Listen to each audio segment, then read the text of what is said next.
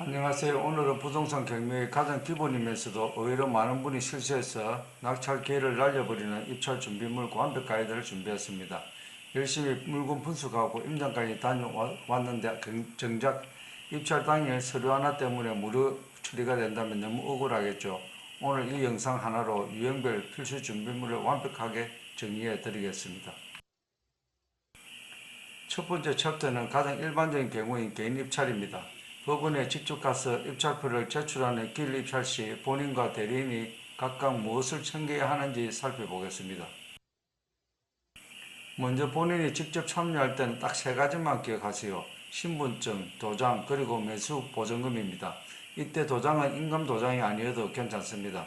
흔히 말하는 막도장이나 지장도 허용되지만 사인은 절대 안 된다는 점 기억하세요. 만약 대리인이 참여한다면 상황이 달라집니다. 대리인의 신분증과 도장은 기본이고요. 가장 중요한 것은 위임 있는 인감증명서와 인감도장입니다. 현장에서 인감증명서 챙겨놓고 정작 위임장에 찍을 인감도장을 안 가져와서 낙찰이 취소되는 사례가 정말 많습니다. 대리 입찰 시에는 도장을 반드시 재확인하시기 바랍니다. 매수 보조금의 치명적인 변수에 대해서 말씀드리겠습니다.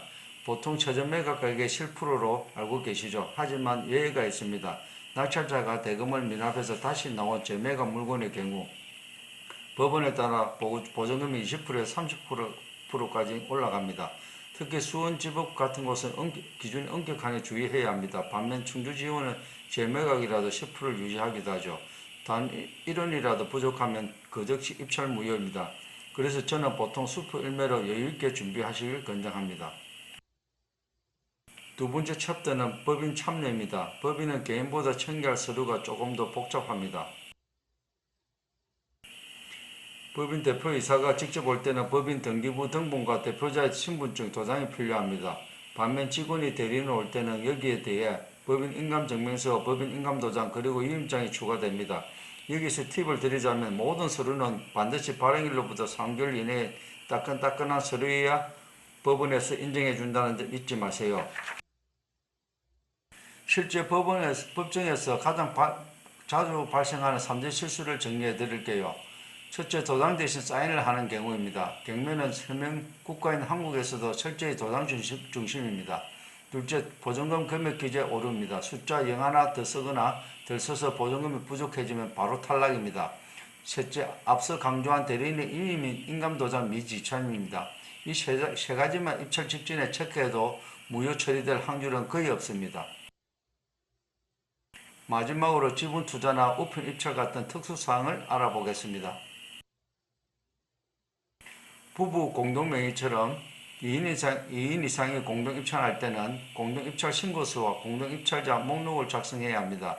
이때 지분을 정확히 적지 않으면 균등 배분된 것으로 간주되니 주의하시고 직접 법원에 가지 않는 기간 입찰의 경우는 본인 확인을 위해 주민등록번호를 반드시 동봉해야 한다는 차이점이 있습니다. 자, 이제 법원으로 출발하기 전 마지막 체크입니다. 서류 가방 안에 신분증과 도장이 있는지, 보증금 수표 금액은 맞는지, 그리고 작성한 입찰표에 오탈자나 단위 실수는 없는지 꼼꼼히 검수하십시오. 특히 사건 번호를 잘못 적으면 남의 물건에 입찰하는 꼴이 되니 조심하셔야 합니다. 다시 한번 강조하지만 보증금 비율은 물건에 따라 10%, 20%, 30% 나뉩니다. 경매정보지 사이트의 내용만 믿지 마시고 반드시 대한민국 법원 경매정보 사이트의 매각 공고문을 직접 확인하는 습관을 들이시는 것이 가장 안전합니다. 오늘 정리해드린 준비물들 잘 메모하셨나요? 경매는 실력을 쌓는 것도 중요하지만 이런 사소한 실수를 줄이는 것이 진정한 수익의 시작입니다. 철저히 준비하셔서 여러분의 소중한 입찰표가 당당히 낙찰로 이어지길 진심으로 기원합니다. 오늘 영상이 도움되셨다면 구독과 좋아요 부탁드립니다. 감사합니다.